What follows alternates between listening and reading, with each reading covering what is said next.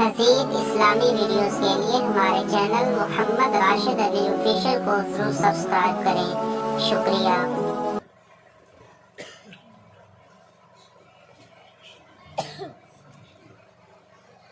نحمده ونصلي ونسلم على رسوله الكريم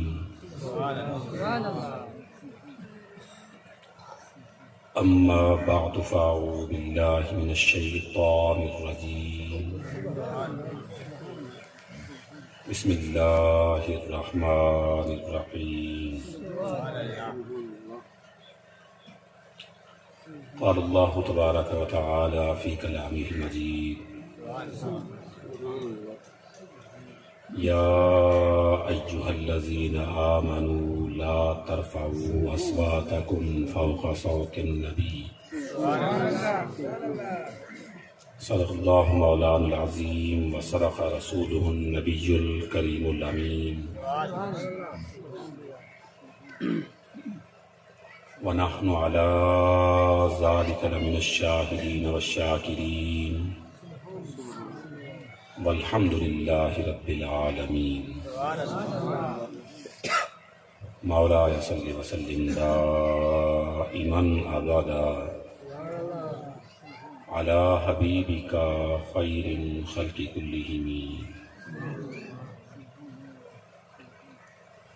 فإن من جودك الدنيا وضرتها ومن علومك علم اللوح والقلم مولاي صل وسلم دائما أبدا على حبيبك خير الخلق كلهم۔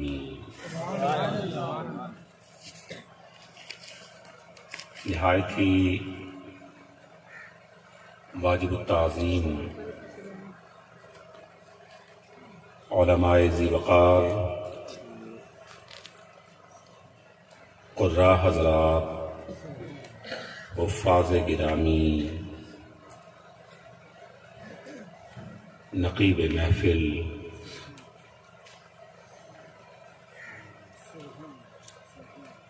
ثنا خانان مصطفیٰ صلی اللہ علیہ وسلم، بالخصوص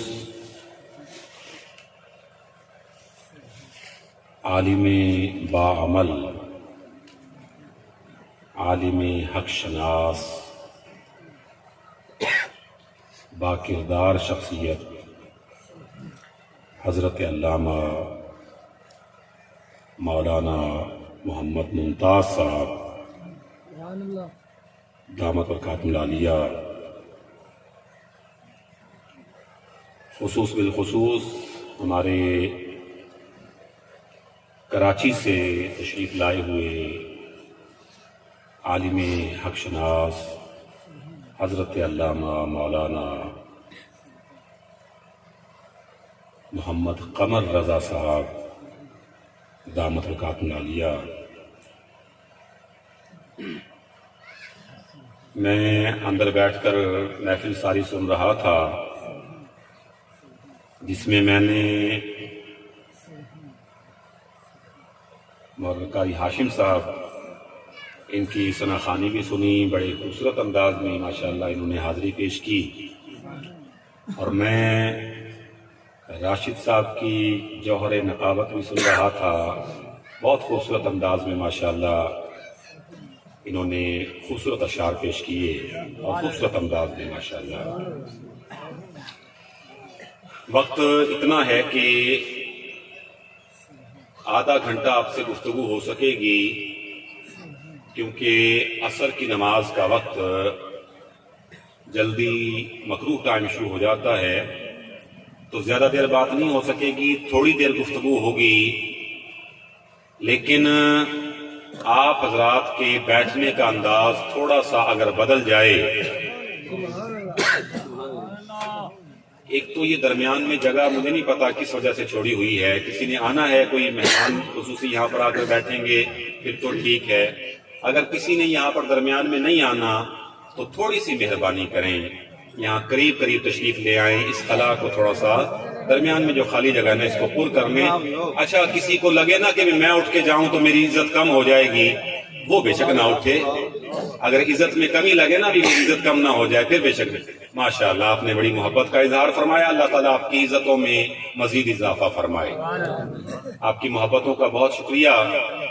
ایک بات تو آپ نے مان لی، اگر ایک بات اور مان لیں تو انشاءاللہ محفل میں ذوق ہو جائے گا، محفل بارونق ہو جائے گی، اور محفل جو ہے اس کا ایک انداز ذرا خوبصورت ہو جائے گا. میں تمہید نہیں باندھ سکتا، اتنا وقت نہیں ہے کہ پہلے تمہیدی کلمات استعمال کروں اور پھر اپنے موضوع پر آؤں. میں ڈائریکٹلی براہ راست اپنے موضوع پر آ جاتا ہوں آپ سے ایک معاہدہ کر کے کہ میں اللہ رسول کی باتیں آپ کو سناؤں گا تو آپ کیا کہیں گے؟ نہ صحیح میں نہ اگلے ذمہ نہ لا رہے اسے سبحان اللہ، کیونکہ رب سب کا ہے نا. سبحان اللہ تعریف ہے اللہ کی، اور اللہ تو سب کا ہے.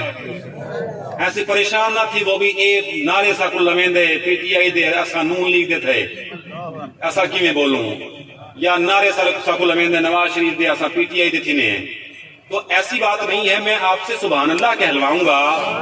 میں اس رب کے بارے میں کلمہ کہلوا رہا ہوں جو رب سب کا ہے. انہیں کوئی خسارہ تھا کہہ نہیں صحیح، ایسے کوئی نقصان تھا کہہ نہیں. تو بس آپ نے یہی کرنا ہے کہ میں آپ کے سامنے، اگر آپ انتظار کر رہے ہیں کہ یہ کوئی ڈوڑے سنائیں گے، ٹپے سنائیں گے، مائیے سنائیں گے، یا کان پر ہاتھ رکھ کر ترنم سنائیں گے، میرے پاس نہیں ہے، میں نہیں کر سکتا. میں تو آپ کو قرآن و حدیث سنا سکتا ہوں. اب مجھے ذرا اندازہ ہو جانا چاہیے کہ قرآن و حدیث سننے والے بھی ہیں یا سارے ڈوڑے سننے والے ہیں. اچھا ماشاءاللہ آپ کا ذوق ہے قرآن و حدیث سننے کا. میں ابھی اندر بیٹھ کر بات کر رہا تھا کہ ملتان شریف میں ابھی غالباً پرسوں حاضری ہوئی، وہاں 3 مختلف مقامات پر حاضری تھی. تو وہاں جو میں محفل کی الحمدللہ بڑی اچھی محفل ہوئی، لیکن جب وہاں سے نکلا نا میں تو راستے میں ایک جگہ پر محفل ہو رہی تھی جہاں پر باقاعدہ ڈھول اور باجوں کے ساتھ کچھ ثنا خاں جو ہیں وہ نعت خوانی کر رہے تھے، پورے میوزک کے پروگرام کے ساتھ، ڈھول باجے شاجے یہ وہ سارا نظام تھا، اور وہ نعتیں پڑھ رہے تھے، داڑھی منڈے قسم کے نعت خواں، اور لوگ ان پر نوٹ نشاور کر رہے تھے. تو مجھے تھوڑی سی کنفیوژن ہے، تسا انہاں دے وچوں تاں نہیں یا قرآن و حدیث بھی سن لیتے ہیں.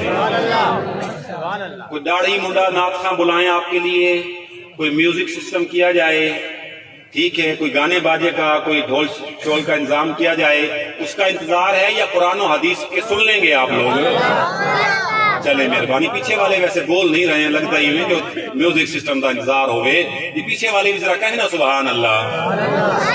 اچھا ہاتھوں کو بلند کر کے پھر کہیں سبحان اللہ. دیکھیں مجھے اس بات کی تسلی ہوئی کہ میں جس مجمع سے گفتگو کرنے لگا ہوں، خطاب کرنے لگا ہوں، یہ ڈوڑے ٹپے اور مائیوں کے شوقین نہیں ہیں، یہ کوئی گانے باجے اور ڈھول باجے کے شوقین نہیں ہیں. الحمدللہ میری جماعت میں بہت سارے ایسے لوگ ہیں جو خوش ہوتے ہیں رب کا قرآن سن کر، جو خوش ہوتے ہیں نبی کا فرمان سن کر. بس میں آپ سے چند باتیں چیدہ میں ایسا نہیں ہوگا کہ میں باتوں کو لے کر آؤں اور پھر کوئی بات ایسی کروں جس پر آپ، میں تو ساری چنی ہوئی باتیں آپ کے سامنے کروں گا. جب کوئی بات اچھی لگے تو سبحان اللہ آپ نے کہنا ہے. رب کا کرم ہے، یہ اس کا فضل ہے، یہ انعام خدا بندی ہے کہ رب نے ہمیں ان کے گھروں میں پیدا کیا جو ادب والے. کسی بد مذہب کے گھر میں ہمیں پیدا نہیں کیا، ہمیں ان کے گھر میں پیدا نہیں کیا جو نبی پر ہی اعتراض کرنے والے ہوں، ہمیں ان کے گھروں میں پیدا نہیں کیا گیا جو ان کو باقی چیزوں کی دلیلوں کی ضرورت نہ پڑے، میلاد کے لیے دلیل کی ضرورت پڑ جائے. ہمیں ان کے گھروں میں پیدا کیا گیا ہے جو خود بھی عاشق رسول، جو خود بھی عاشق رسول، اور آگے جو ہے نسلوں میں بھی یہ عشق رسول کا پیغام جاری و ساری کر رہے ہیں. ہمیں ادب والا بنایا گیا. اب میں ایک جملہ بولتا ہوں، آپ نے مکمل کر دینا ہے وہ جملہ، جس کو آتا ہو وہ جملہ مکمل کر دے. با ادب. اچھا کچھ کو پتا تھا, باقی نے سن تو لیا. پھر کہتا ہوں با ادب بے ادب. پھر کہوں گا با ادب بے ادب. تو کیا شکر کرنا نہیں بنتا کہ رب نے ہمیں ادب والوں میں سے بنایا؟ یہ ہمیں ادب کس نے سکھایا ہے؟ ادب اپنے بڑوں کا, ادب اپنے بزرگوں کا, ادب اللہ کے ولیوں کا, ادب نبیوں کا, ادب رسولوں کا. اور بات اگر مصطفیٰ کریم کی ہو جائے, بات اگر نبی علیہ السلام کی ہو, تو پھر تو ادب جو ہے وہ اپنی انتہا پر پہنچ جاتا ہے. ہمیں یہ ادب کس نے سکھایا ہے؟ میں آپ کو چند مثالیں دیتا ہوں, آپ سمجھ جائیں گے کہ ہمیں یہ ادب والا عقیدہ ملا کہاں سے ہے. سنیں, رب نے جب قرآن نازل فرمایا نا کہ اے ایمان والو, نبی کی آواز سے تمہاری آواز بلند نہیں ہونی چاہیے. لا ترفعوا اصواتکم فوق صوت النبی. اے مومنو, جب نبی کی محفل میں ہو, نبی کی مجلس میں ہو, تو تمہاری آواز اونچی نہیں ہونی چاہیے, آوازیں نیچی رکھو.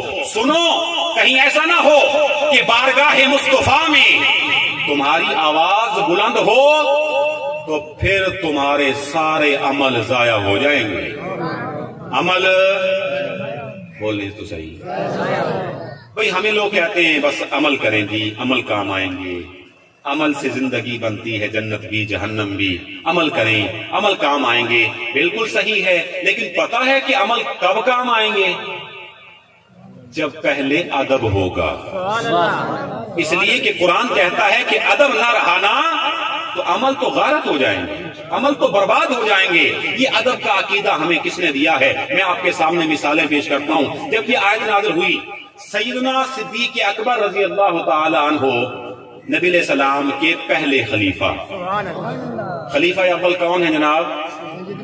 سیدنا, بولیں تو صحیح, سیدنا صدیق اکبر رضی اللہ, خلیفہ بلا فصل.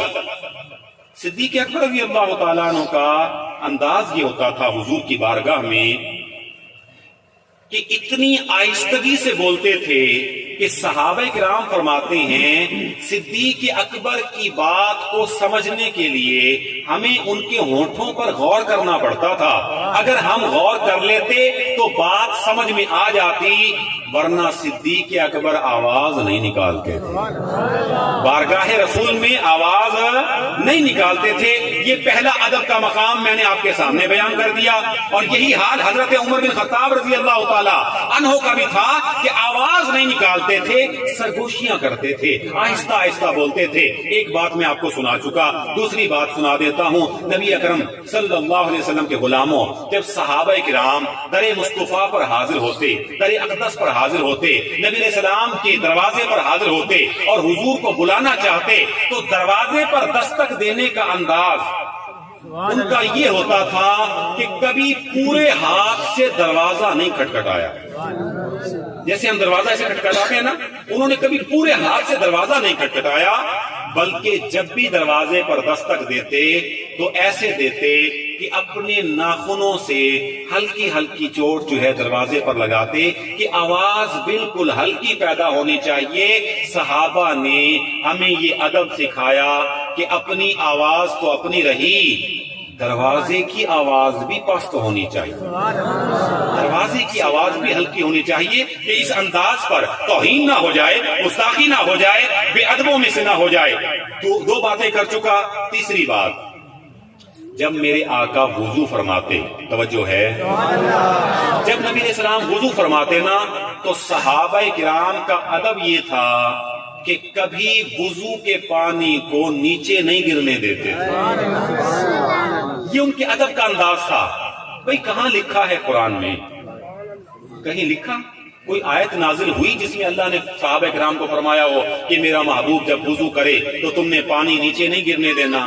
کہیں قرآن میں نہیں لکھا. اور خود نبی علیہ السلام نے بھی یہ نہیں فرمایا کہ جب میں وضو کروں تو تم نے میرا پانی گرنے نہیں دینا ہے. اللہ اکبر. لوگ ہم سے دلیلیں مانگتے ہیں کہ جناب آپ نے نبی علیہ السلام کی نالین کا نقش لگا رکھا ہے.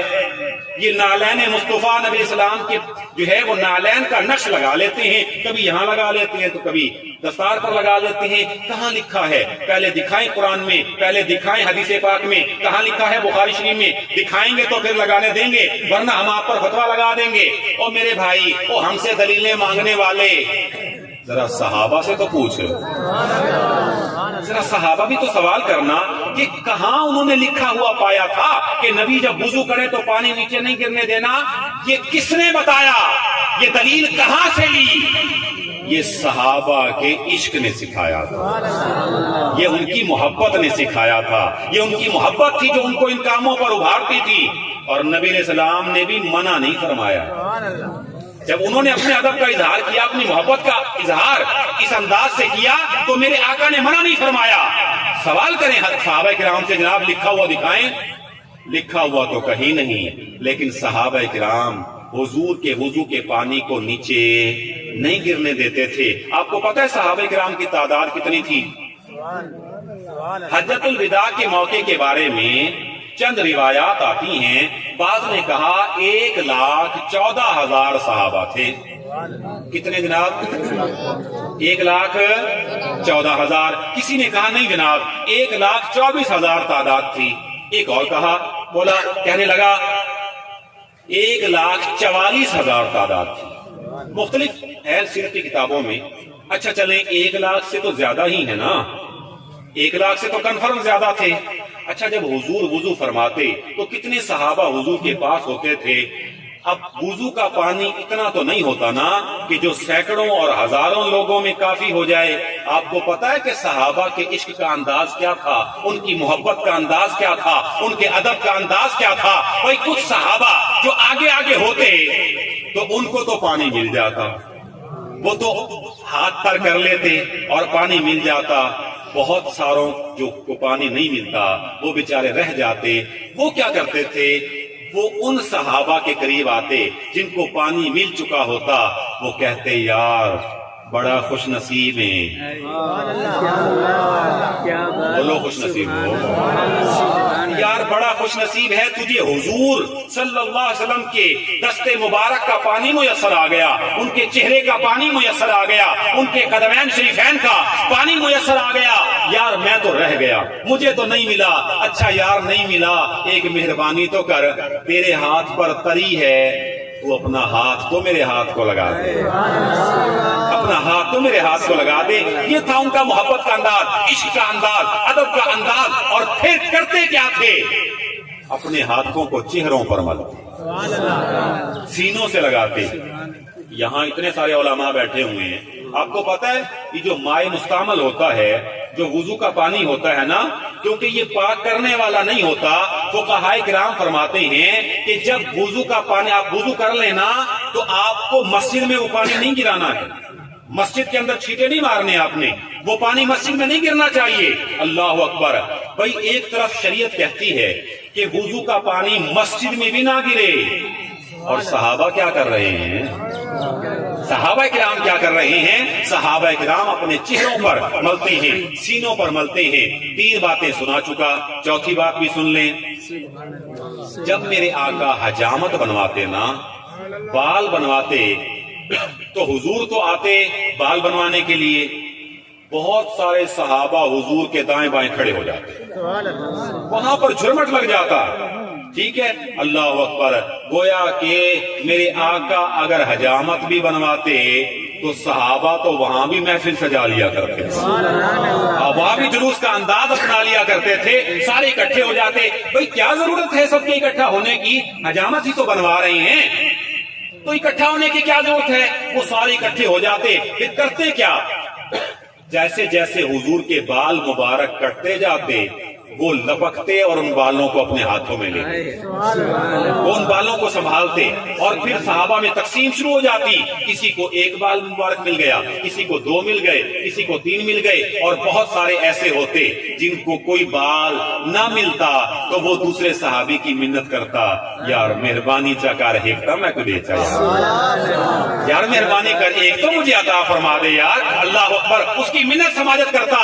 کہاں لکھا ہوا ہے قرآن میں؟ آج لوگ فتوے لگاتے ہیں، یار ذکر مصطفیٰ کی محفل سجاتے ہو، میلاد کرتے ہو، نہیں پہلے بتاؤ، دکھاؤ کہاں پر لکھا ہوا ہے، جب تک بخاری نہیں دکھاؤ گے تمہیں میلاد نہیں کرنے دیں گے۔ او بھائی، او ہم سے سوال کرنے والے، ذرا صحابہ سے بھی تو سوال کر کے دیکھنا، ان کو کس نے کہا تھا؟ اللہ اکبر، نبی علیہ السلام کے بال مبارک تقسیم کر لیتے۔ اصل میں صحابہ جانتے تھے نا کہ یہ بال بھی عام نہیں ہے، یہ بال بھی عام، بولتے نہیں آپ، یہ بال بھی عام، اگر آپ کو عام لگتے ہیں تو پوچھ لیں حضرت خالد بن ولید سے، جن سے پوچھا گیا کہ کبھی جنگ نہیں ہارتے ہو، وجہ کیا ہے؟ کہا جنگ کیسے ہاروں گا، ٹوپی میں حضور کا ایک بال سیا ہوا ہے، حضور کے بال کے صدقے مجھے جو ہے ہمیشہ فتح مل جاتی ہے۔ میرے آقا تشریف فرما تھے، صحابہ کرام حاضر خدمت تھے، کسی صحابی نے سوال کر دیا، حضور آپ کے جسم پر کتنے بال ہیں، آپ کے جسم اطہر پر کتنے بال ہیں؟ میرے آقا نے فرمایا میرے جسم پر 6 لاکھ بال ہیں۔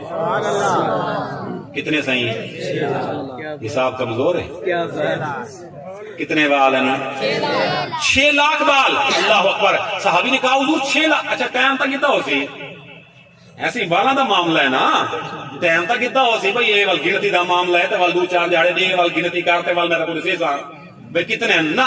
میرے آقا نے ٹائم نہیں لیا، سائل نے سوال کیا اور میرے آقا نے فوراً جواب عطا فرمایا کہ میرے جسم پر، اچھا آپ ہی سا سکتے تھے بھلا ایسی اے چلو سارے جسم دینا کلے داڑھی دے دس چھوڑوا جاندی ہوئے جاندی کہنے ہوتا پر مجبوری ہے، جاندی ہوئے ہوتا دسے چاہے میں داڑھی دے چوکھے وال ہیں نا، دسا سکتے ہوئے بتا سکتے ہیں، چوک تائی میں ہونا دسا دے سو بھئی گنتی کر کے بتا سکتے داڑھی میں کتنے بال ہیں؟ نہیں بتا سکتے۔ میرے آقا نے فوراً ارشاد فرمایا میرے جسم پر 6 لاکھ بال ہیں۔ کہا حضور 6 لاکھ یہ تو بہت زیادہ ہے۔ فرمایا زیادہ تو ہو سکتے ہیں، بے فائدہ تو نہیں ہے، بے فائدہ تو نہیں ہے۔ کہا حضور آپ کے جسم کے بالوں کا بھی فائدہ ہے؟ فرمایا ہاں، یہ میرے جسم کے بالوں کے صدقے اللہ تعالیٰ میرے بے شمار امتیوں کی بخشش فرمائے گا، ان بالوں کے صدقے بھی امتیوں کی بخشش ہوگی۔ اللہ اکبر۔ نبی اکرم صلی اللہ علیہ وسلم کے بعد صحابہ کرام تقسیم کر رہی ہیں۔ اللہ اکبر۔ 4 باتیں سنا چکا، 5ویں بات سناتا ہوں۔ نبی علیہ السلام کے ادب مصطفیٰ پر 5ویں بات۔ نبی علیہ السلام کے ایک صحابی تھے جن کا نام تھا اصلہ بن شریک، الف سین لام عین، اصلہ بن شریک۔ یہ بڑے خوش نصیب صحابی تھے۔ کیا خوش نصیبی تھی؟ اگر آپ کو لگے کہ واقعی بڑی خوش نصیبی کی بات ہے تو اس پر سبحان اللہ ضرور کہیے گا۔ یہ نبی اسلام کے وہ صحابی تھے جن کی میرے آقا نے ڈیوٹی لگائی ہوئی تھی، ان کے ذمہ لگا رکھا تھا کہ اے اصلہ جب بھی سفر میں جاؤں گا میری سواری پر کجاوا باندھنا تمہارے ذمہ۔ حضور کی سواری کو یہ تیار کیا کرتے تھے۔ وہ کوئی بڑا کام ذمہ لگائے نا، اس کو خوش نصیبی سمجھنا چاہیے۔ آدھے اکرم یار پانی دا پلا آدھے اٹھے ویلے میں نظر آنا، اٹھے ویلے میں نظر آنا بھی کوئی کہہ نہیں اوپری آدھا، ٹھیک ہے۔ وہ دوسرے پر بات کرتے ہیں۔ اگر آپ کے ذمہ کام لگایا گیا ہے تو خوش نصیبی ہے کہ بڑے نے آپ کے ذمہ کام لگایا۔ حضرت اصلہ بن شریک آپ بڑے خوش نصیب تھے کہ حضور صلی اللہ علیہ وسلم آپ نے ان کی ڈیوٹی لگائی ہوئی تھی۔ ایک رات میرے آقا نے فرمایا اے اصلہ صبح ہم نے سفر میں جانا ہے، توجہ ہے، تو سدا سفر تو نہیں بجنا نا، ہم تو آج کل سفر میں ہیں پروگراموں کی وجہ سے، آپ تو ماشاءاللہ یہیں پر ہیں۔ فرمایا صبح ہم نے سفر میں جانا ہے تو صبح میری سواری تیار ہونی چاہیے۔ کجاوا، اس کا کجاوا تو سمجھ دے ہوئے، صبح کجاوا جو ہے، اور آپ نہیں سمجھیں گے تو اور کون سمجھے گا؟ شہر والوں کو تو سمجھانا پڑتا ہے ہمیں، آپ تو سمجھائے ہیں ماشاءاللہ۔ کہا کجاوا جو ہے نا میری سواری کا وہ تم نے باندھ دینا ہے، صبح سفر میں جانا ہے۔ کہا جی حضور تعمیل ہوگی، ضرور تعمیل ہو جائے گی۔ صبح ہو گئی، میرے آقا کو جلدی تھی، آپ نے سفر میں جانا تھا، سواری تیار تھی۔ حضور سواری پر سوار ہوئے، سفر میں چلے گئے۔ شام کو جب واپس آئے نا، حضرت اصلہ کو بلا لیا اور فرمایا اے اصلہ میں نے رات تمہیں کہا تھا کہ صبح میری سواری تیار ہونی چاہیے. سواری تو تیار تھی لیکن کجاوا تیرا باندھا ہوا نہیں تھا. کجاوا تیرا باندھا ہوا نہیں تھا. کہا حضور اتنے مہربان اتنے کریم تو آپ کو یہ بھی پتہ لگ ویندے جو کہہ بدے کجاوا کہہ بدے یہ تو پتہ لگ ویندے. میرے آقا نے فرمایا ہاں پتہ لگتا ہے ہمیں, تیرا باندھا ہوا نہیں تھا. کیا وجہ؟ ذمے تو تیرے لگایا تھا. کہا حضور بات یہ تھی کہ جب صبح اٹھا نا تو میرے اوپر غسل واجب تھا. اب میں غسل کرنے جاتا اور پھر آ کر کجاوا باندھتا تو آپ کو دیر ہو جاتی, آپ کو جلدی تھی, اور میں نے کبھی بغیر پاکی کے آپ کے کجاوے کو ہاتھ نہیں لگایا. بغیر طہارت کے, بغیر پاکی کے میں نے کبھی, بھلا کجاوے کو ہاتھ لگانے کے لیے بھی وضو کی ضرورت پڑتی ہے یار؟ قرآن کے بارے میں تو خود قرآن کہتا ہے کہ اس کو کوئی بے وضو شخص مس نہ کرے, لیکن سواری کو تو ہاتھ لگایا جا سکتا ہے. صحابہ نے ہمیں ادب ایسا سکھایا کہ رسول اللہ کی ذات تو اپنی جگہ, حضور کی سواری اپنی جگہ, سواری کے کجاوے کا بھی ادب کیا کرتے تھے. سواری کے کجاوے کا بھی ادب کیا کرتے تھے. کہا حضور بس اس وجہ سے میں نے نہیں باندھا. اللہ اکبر. 5 باتیں سنا چکا ہوں, چھٹی اور آخری بات موڑتا کجا سبحان اللہ. چھٹی اور آخری بات, نبی اکرم صلی اللہ علیہ وسلم, آپ کے ایک صحابی تھے جن کا نام تھا حضرت ثابت بن قیس. اچھا یہ جو 6 باتیں میں نے آپ کو سنائی ہیں نا, چھٹی بات سنا رہا ہوں. ہر بات پر جو ہے نا حاشیہ لگ سکتا تھا, مزید واقعات پیش کیے جا سکتے تھے, مزید باتیں کی جا سکتی تھی, لیکن میں چاہتا ہوں کہ آپ کی نماز جو ہے وہ آپ صحیح وقت میں ادا کر لیں, اس لیے میں مختصر اپنی بات کو ختم کر رہا ہوں. لیکن جو باتیں میں نے پیش کی ہیں وہ چن کے آپ کے سامنے پیش کی ہیں. چھٹی اور آخری بات, نبی علیہ السلام کے ایک صحابی تھے جن کا نام تھا حضرت ثابت بن قیس. کیا نام تھا؟ چلو کل ثابت چاکو. صحابی کا نام کیا تھا؟ حضرت ثابت. کیا نام آئی؟ حضرت ثابت. اچھا یہ صحابی نا یہ ذرا اونچا سنتے تھے, ان کو کم سنائی دیتا تھا. آپ لوگوں نے مشاہدہ کیا ہے تو اچھی بات ہے, ہمارا تو مشاہدہ ہے, جو بندہ جس کو کم سنتا ہے نا وہ بولتا زور سے, جس کو سنتا کم ہے وہ بولتا. تھوڑا تجربہ نہیں کیا تھا آج والے کہیں بندے کو بن جائے جائیں جڑا جگڈور پوندے ہوئے, جس کو اونچا سنتا اس کے پاس بیٹھ کے دیکھ لینا, یہ آپ مشاہدہ ہو جائے گا آپ کو کہ جو سنتا کم ہے نا وہ بولتا اونچی آواز سے.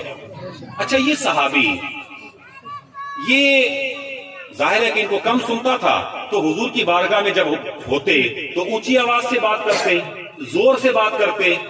جب یہ آیت نازل ہوئی جو میں نے آپ کے سامنے تلاوت کی کہ لا ترفعوا اصواتکم فوق صوت النبی, یہ جب آیت نازل ہوئی نا تو یہ صحابی نے پڑھا تو یہ ڈر گئے. انہوں نے کہا کہ یہ تو آیت نازل ہو گئی کہ نبی کی بارگاہ میں اگر تمہاری آواز بلند ہوئی تو اعمال غارت ہو جائیں گے, اعمال غارت ہوئے تو بندہ جہنمی ہو جائے گا.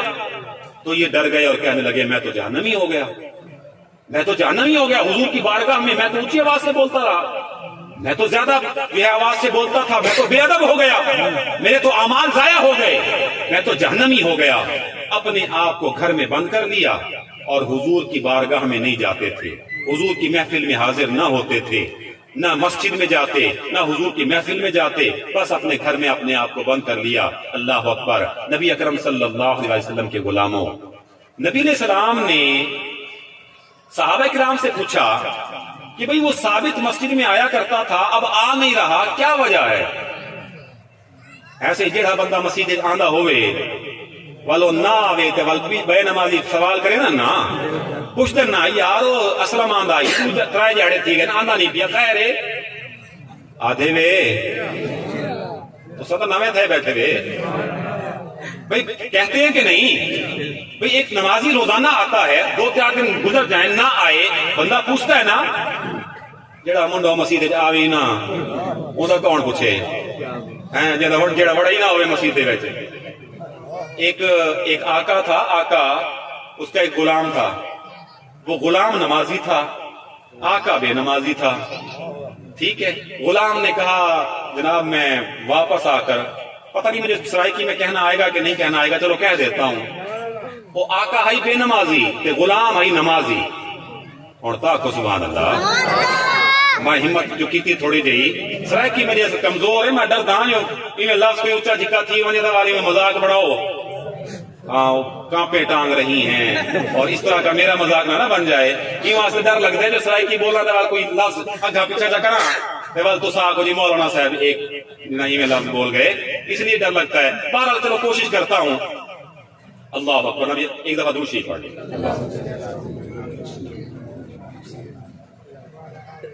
آقا ہائی بے نمازی تے غلام ہائی نمازی.